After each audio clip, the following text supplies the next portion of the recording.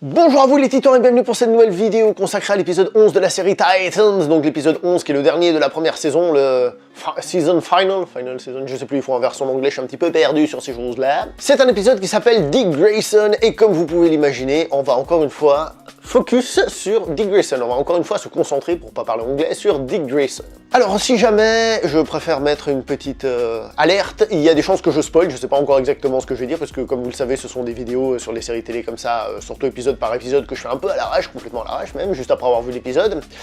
Je risque de spoiler, je sais pas encore à quel point, mais je préfère quand même prévenir, à savoir que je vais aussi vous parler de la scène post-générique, parce que ouais, pour une fois, j'ai regardé la scène post-générique. Pourquoi? Parce que j'étais chez moi, hein. Déjà il y a moins à attendre, et ensuite tu peux zapper le générique pour y arriver directement, donc je vais vous en parler.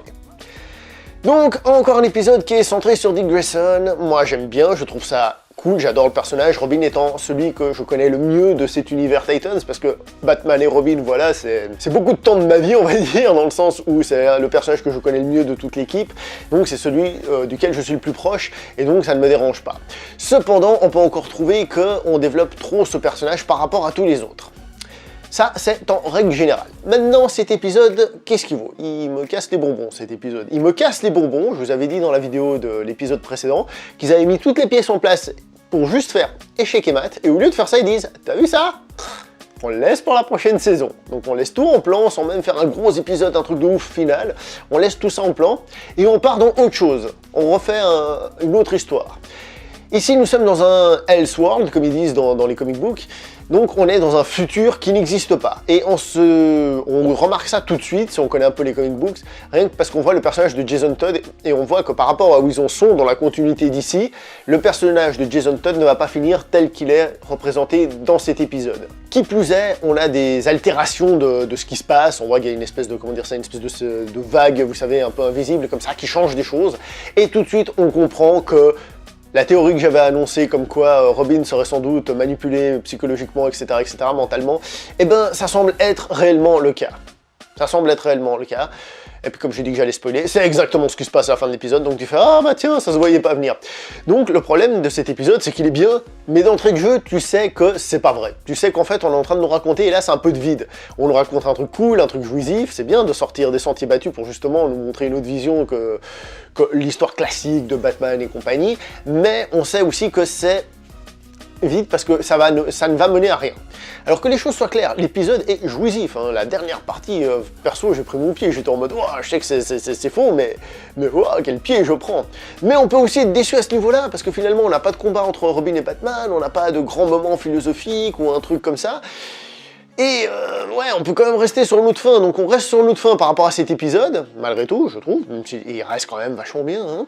Et on reste sur notre fin par rapport à l'épisode précédent, qui devait être le gros final, le truc de ouf, on s'attendait peut-être à un gros combat, un truc rempli d'effets spéciaux, ils ont sans doute pas le budget, et je trouve que finir cette saison sur un épisode de ce genre-là, alors d'un côté c'est très courageux, c'est fait différemment, ça fait un petit peu bling, vous voyez, on vous a pas fait un truc trop cliffhanger de la mort qui tue, même si oui quand même, hein, faut pas abuser, et ouais, ça peut faire ça, mais moi personnellement je me retrouve un peu en mode, c'est tout.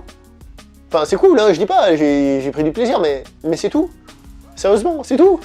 Ah, je suis déçu, là. Ah, je suis déçu, là. C'est bien, mais je suis déçu.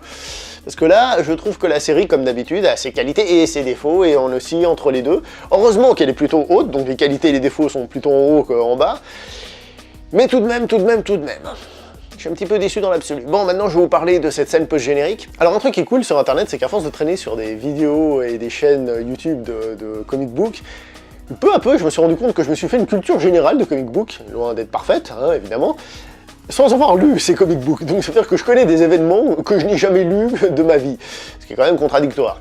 Et là, par exemple, c'est exactement ce qui se passe, dans le sens où cette scène post-générique contient le personnage de Connor Kent, qui est donc un clone de Superman, c'est parce qu'ils disent que c'est le sujet numéro 13, donc voilà, on sait que c'est lui. Et on a Krypto, qui était le chien de Superman durant le Silver Age. Je dis pas de bêtises à ce niveau-là, vous voyez ce que je disais, culture imparfaite.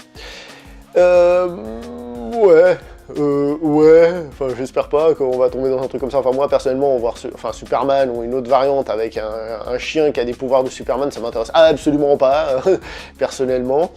Qu'il y ait un clone de Superman, bon bah pourquoi pas, hein, ça permet d'introduire l'univers Superman, même s'il a déjà été plus ou moins introduit, hein. Mais ouais, voilà quoi. Voilà.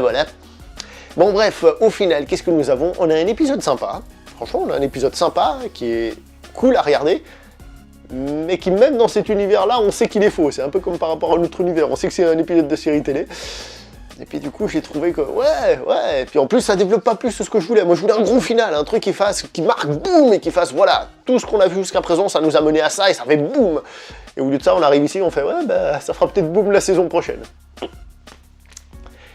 Bref, voilà, c'était mon avis sur cet épisode. On se revoit prochainement pour une prochaine vidéo. N'oubliez pas de liker, commenter si vous avez quelque chose à dire, hein. Et puis si vous avez rien, vous pouvez aussi donner votre avis sur l'épisode, ce que vous pensez, ce que vous pensez pas.